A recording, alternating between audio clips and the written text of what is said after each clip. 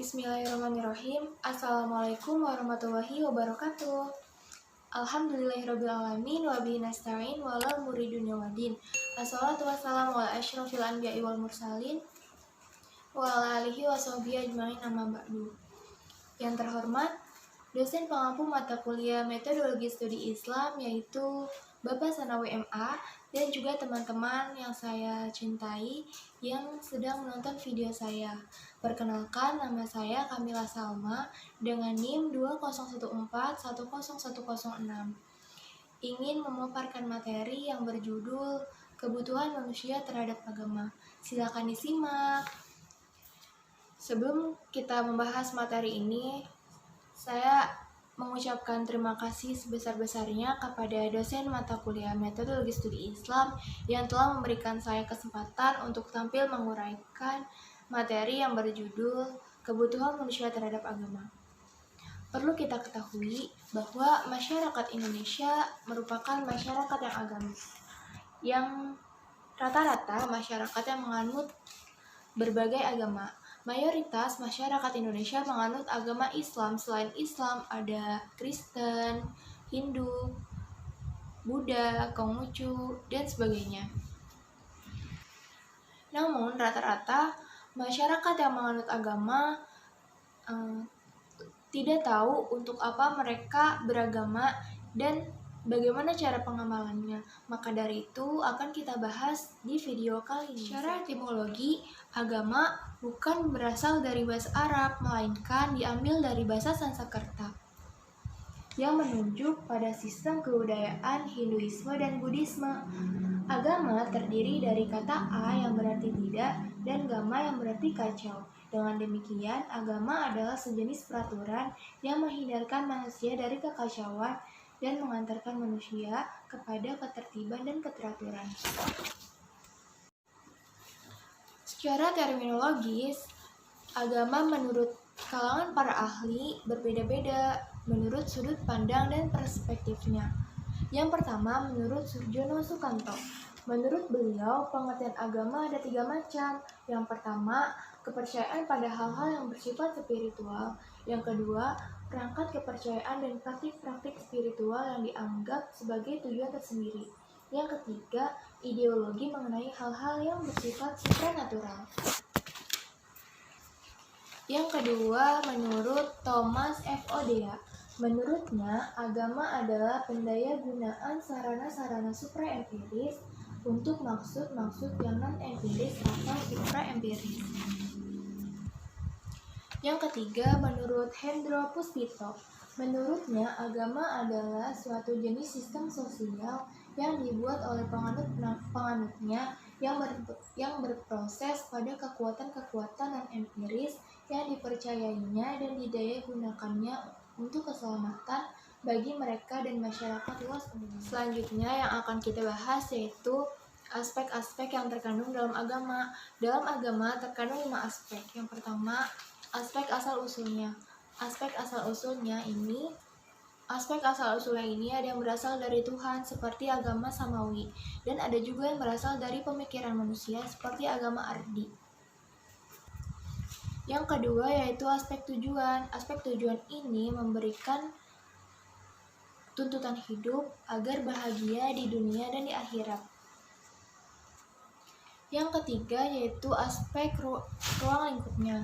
Maksudnya aspek yang memiliki keyakinan akan adanya kekuatan gaib. Jadi keyakinan manusia bahwa kesejahteraannya di dunia ini dan di akhirat tergantung pada adanya kekuatan atau hubungan baik yang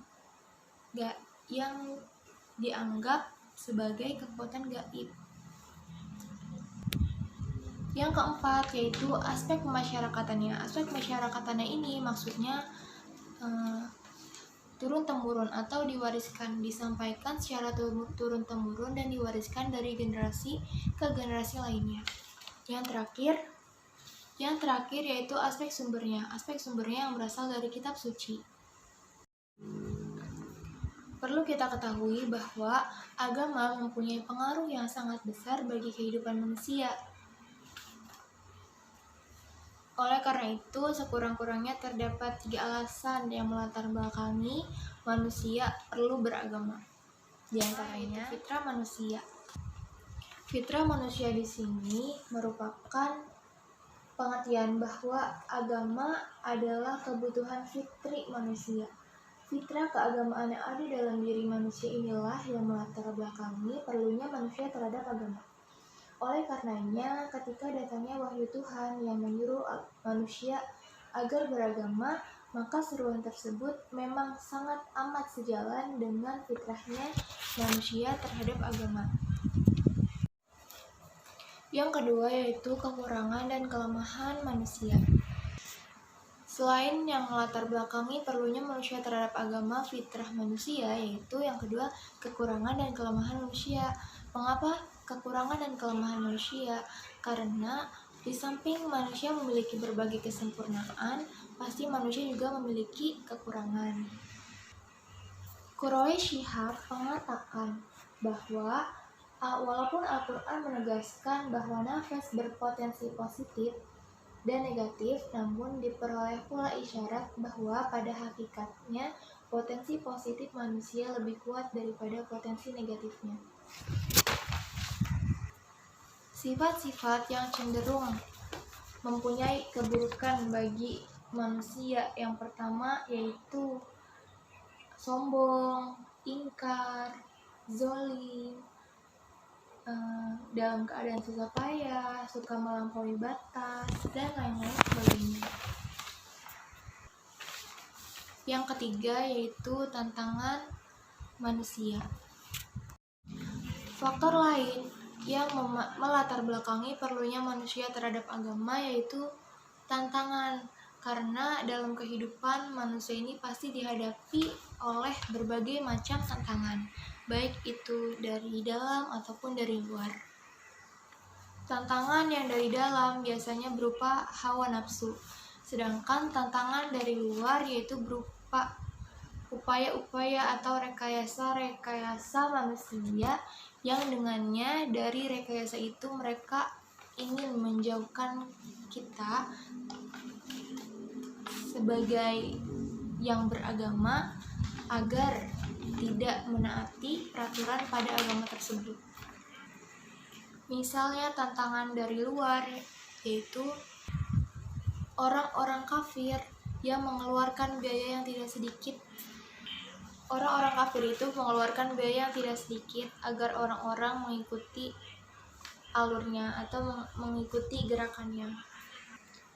Banyak orang-orang kafir yang memakai uang yang sangat baik itu untuk keperluan hiburan, obat-obatan terlarang, seperti miras, apa-apa yang menjauhkan manusia dari ajarannya.